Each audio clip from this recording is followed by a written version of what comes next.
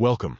Today, we're diving into the latest update on Pinterest that allows you to manage inbox messages from your followers, right from your PC.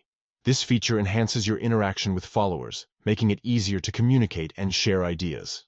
Let's walk through the simple steps to enable this setting. First, open your web browser and navigate to Pinterest.com. Ensure you are logged into your account.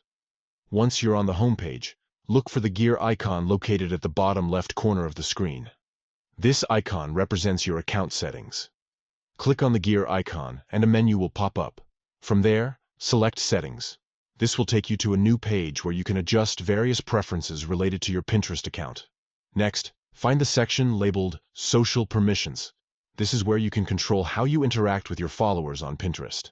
Click on it to access more options. Under the Social Permissions section, you will see a subsection for messages. Here, look for an option that says Edit next to Followers. Clicking this will allow you to customize how you receive messages from those who follow you. Now you'll be prompted to choose your preferred setting for receiving messages.